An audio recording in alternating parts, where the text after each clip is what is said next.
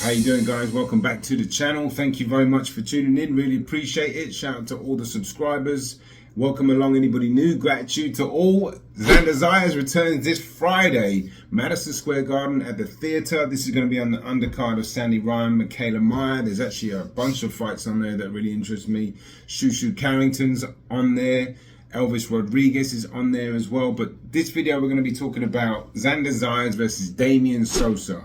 Now, if you don't know who Damien Sosa is, that's okay. Just because you don't know who he is doesn't mean he's not a creditable opponent and a threat, or at least could make this a very good fight and a very good test for Xander Zayas, because in his last fight against Patrick Texiera, you know, including me, I thought it would be a decent test and I thought there might be some tests along the way. But in reality, Texiera really didn't come to win. You know, I know he had some difficulties in the lead up to that fight personally, so I'm not really going to blame him because he was going through some stuff and he just fought. He's on the back end of his career. You know, he's a veteran and he just really didn't put in a performance to get anything out of Xander.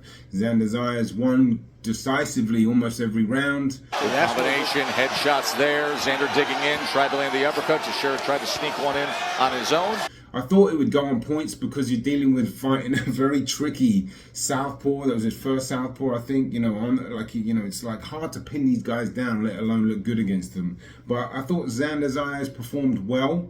A lot of people wanted him to get the stoppage, and I was just like, again, it's hard to nail fighters like Texiera, especially when he's not committing or showing any real signs of winning the fight, right? So, all in all, Xander Zayas did well. There were a couple of little mistakes, I thought, and Timothy Bradley spoke about it in the beginning of the fight. Xander keeps loading up with that right hand, and he keeps forward shifting when he throws that right hand. You see that back foot lift up off the ground. Xander Zayas was leaning in quite a little bit.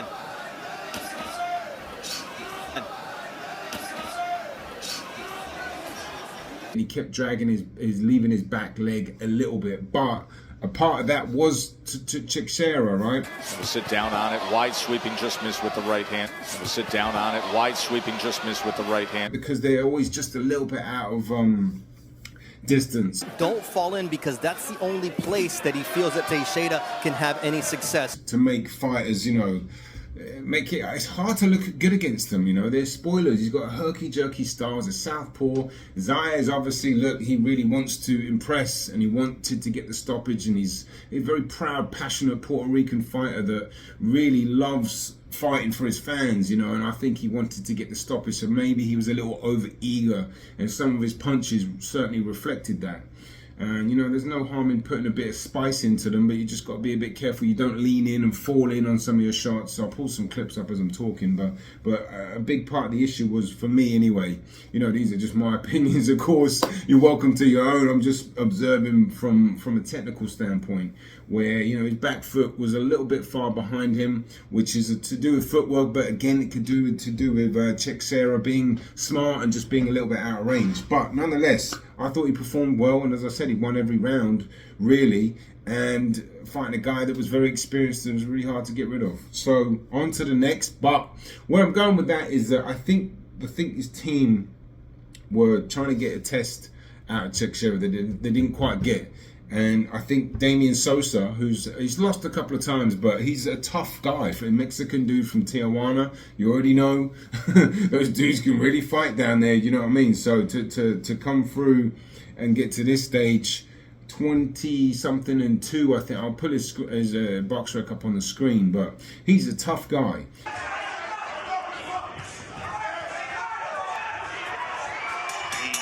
He thought he would overwhelm Sosa. He's not been down, and he looks like he's rugged and durable, and this could be a good test. It really could. And I actually like this fight a lot, because I do think he's going to get the best out of Xander Zayas. Maybe not the best, but he'll get a performance that I think he's going to stick around a little bit, you know what I mean? He's not going to be one of these guys you can just get rid of. I think he's going to put the pressure on. Damien Sosa likes to bang a little bit, you know, he likes to come up close. Like it's headed to the later rounds. Pretty good head movement on the inside from Sosa, translates into good shots as well for him. He's better on the inside when he's being a bit physical, throwing short, tight shots on the inside. And he's got a very sneaky overhand right, okay? Yeah, he creates punching shots, like just like that. You'll see how he changed levels and then came with a good right hand over the top. Yeah, he creates punching shots, like just like that. You'll see how he changed levels and then came with a good right hand over the top.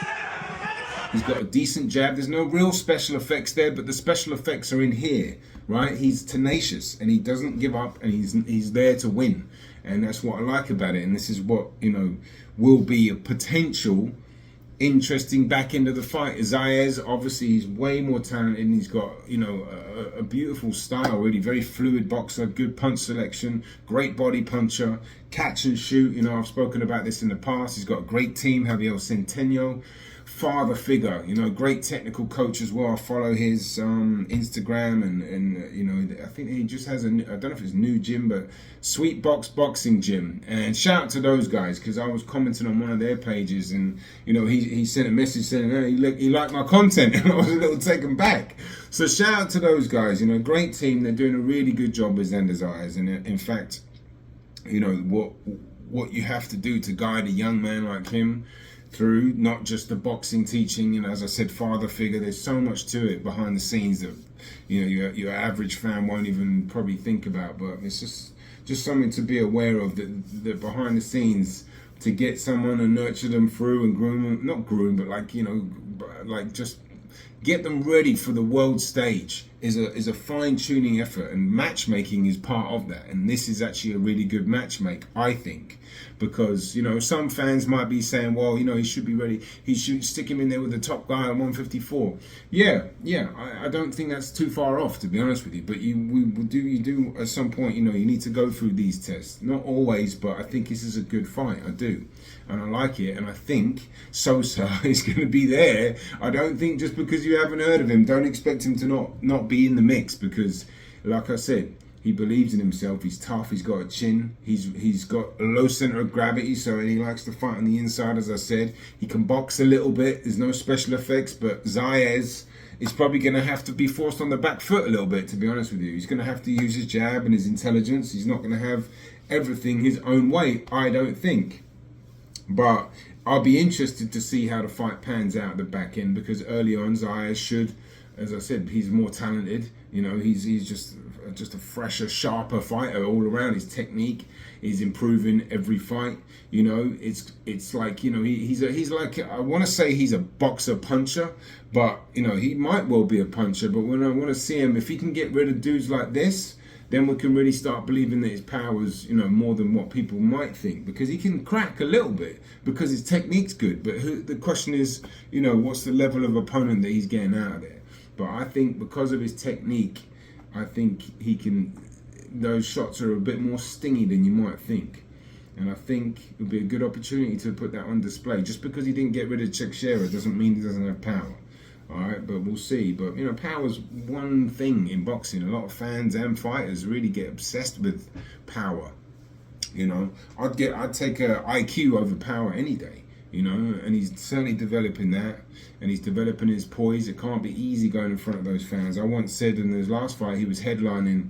I was like, there must be quite a bit of pressure to deal with. And, you know, someone in the comments, and I open up the comments, whatever, if they're good or bad, I'll respond to them, most of them, they're crazy. But he was like, this guy, what are you talking about, pressure? And I was like, pressure's a good thing. You're going to have to deal with pressure. It's promoters that are putting the pressure on you, all right? Fans, you might put pressure on yourself to perform, to get the knockout, all this stuff. But people, you know, he's a very conscientious, charismatic dude, and of course he's going to put pressure on himself, but it's how he deals with the pressure, and he deals with it really well. For a young kid, he's 21, he's filling out nicely, his back's getting stronger. I think he's going to be quite the fighter, and Puerto Rico are yearning for, you know, a superstar in the sport. It really has been a missing void. I live in New York, and, you know, ever since Miguel Cotto, who was like, you know, I was a big admirer of his, and I went to several of his fights at MSG. I've spoken about this in the past. And, you know, since his departure, obviously Matias had his little run and was just on the verge of really breaking out, and then unfortunately he lost.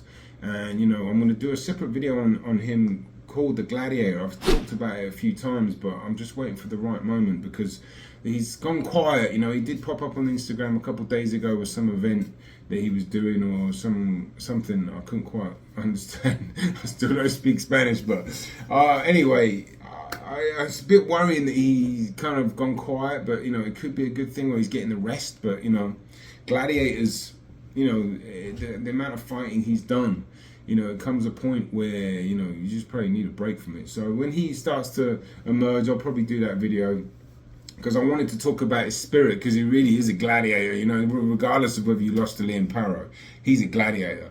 And I was going to go into detail about how, you know, that style can really, you know, be a shortcoming in fighters, in boxers, because it's, you know, you want to hit and not get hit and not get hit. I nearly said not get hit and hit. Excuse me, I'm getting my words jumbled up. But nonetheless, back to the Xander Zayas fight. I think this is a good fight. I think Damien Sosa, the more he pressures and gets the fight on the inside, gets to bully him and be physical, I think that's going to favour Sosa. So Zayas needs to stay off the ropes, do the fundamental things that you always know not to do, but sometimes it's hard not to, because if you really like to fight and you get stuck in there, and you know you get dragged into a fight, and sometimes you have to fight. And that's the thing about this fight, is that Sosa was going to make him do that at some point. And the question is too, how disciplined can your boxing skills be when you have, you know, somebody on you that's gonna, you know, he's not your quintessential. I mean, he kind of is, actually, to be honest with you, but he doesn't just go balls to the wall. He can box a little bit too. He bides his time. He's very calculated with his attacks. And as I said, he's got a sneaky overhand right. And in fact, Xander Zayas has got a beautiful catch that, bang with a left hook. So look out for that, because that overhand right is one of Sosa's favorite shots. Xander Zayas' catch and shoot is definitely, he's done it several times and he's very good with it. Catch and shoot, for anybody that doesn't know, is defense, offense. You can catch it anywhere, wherever you're catching the shot, you can parry it, shoot back. It's a great opportunity to counterpunch. And this is another part of Zayas' game. He's a very good counterpuncher. Very good just going forward. He's got a great punch selection, as I said, beautiful jab, good body puncher. And I think that Texiera fight will have learned a lot. 10 rounds against a veteran who didn't want to, you know, come and fight. And Zayas, as I mentioned, a couple of the issues, maybe they'll clean that up. And maybe it was to do with Texiera, but we'll see. But every fight he's going to get better and better. And this is another test. And then maybe after this one, should he come through victorious, then we can start talking about maybe top 10 and top 15. And then it gets really exciting, because that division is wild. It really is. That the 154, I made a video about a year ago. I was like, the 154 division is stacked, and it hasn't really changed. You know, in terms of the top 10, like, you know, you got Tim Tszyu, Bud's in there now. Not sure what's going on with Errol Spence, Virgil Ortiz, Sergio Boachuk, Sebastian Fundora, Erickson Lubin still in the mix, Xander Zayas, Josh Kelly in the UK just fought at middleweight. I don't know what he's doing. Israel Madrimov, I mean, he's going to be in the mix out of fighting any of these guys. He gave Bud a pretty decent fight. I'm missing one or two more. Jesus Ramos, Brian Mendoza probably slipped out because he lost to Boachuk, but still, you know, the Mendozas of the world, actually, that's not a bad fight. At some point, you have to take a risk and you have to take a step up, right? It's just the nature of the sport. And you have to find that perfect fighter that's going to test you, but you're going to have to bring the best out of yourself. I don't think this is it, but this is a step towards it. So, respect to both guys. I hope they come out the ring healthy. I hope we get a good, clean fight. Fight is on Friday night. I actually made this video and I was 2 minutes in and I was like, wait, is this? I think this fight's Friday, not Saturday. So, this Friday. So, let me know your thoughts on what you think about this fight. I'm sure many of you, like me, I hadn't heard of him, although after I watched him back, I realized I'd watched him on Pro Box. He fought another Puerto Rican, actually, Marcus Valle. Decent little fight, actually. So that, and, you know, Valle's not a million miles away from Zayas' style, really. He can box and move, and he's cute, and, you know, he's got some skills and stuff, but Zayas is a far better fighter, in my opinion. But at the same time, Valle was only 10-0, you know, so, and he's a Sosa's, you know, far more experienced. But nonetheless, Sosa got the victory, and he's on to this fight, and credit to him. Anyway, that's it from me. I've been rambling a little bit. 14 minutes, blimey. Well, I hope you guys are well. Appreciate it as always. Hit the like button if you enjoyed it. It's got to come from here. And if you're new to the channel, hit the subscribe button. I've got a lot of videos. I've been moving, so I've had to just try to slowly work my way in to do these videos. I'm going away on Sunday. I've got a brand new channel actually. It's for teaching boxing for beginners. If that's you, link in the description, and I'll leave a little bit at the end of this because I really want people to get the best out of themselves. And if that's something that you want to do and want to start boxing and learn from the ground up, I'll be doing videos try to do them on a daily basis, certainly on a weekly basis. Come along, Boxing on the Edge tutorials. That is it from me. Have a great weekend. Yeah, well, by the time it gets to the weekend. See you later. Morning guys, how you doing? Let's talk about the left hook for beginners. Complicated punch, but there's a few steps you can do to simplify it. Getting a really good stance, this is very important. Relax, hands on your chin. Now, how do you get your arm from here to here? That's the question. You got to drop the shoulder up a little bit, okay? Like that. Then whip the shot round. Whip the shot round. Try to end like that with your fist either straight or up like that with the thumb facing up. Don't forget to move your shoulders, hips, knee and foot at the end. That's very important. All in unison to get that torque and that swerve and that swing. Bah, right? Keeping this hand up. Bah. Boom. Drop the shoulder here. Boom.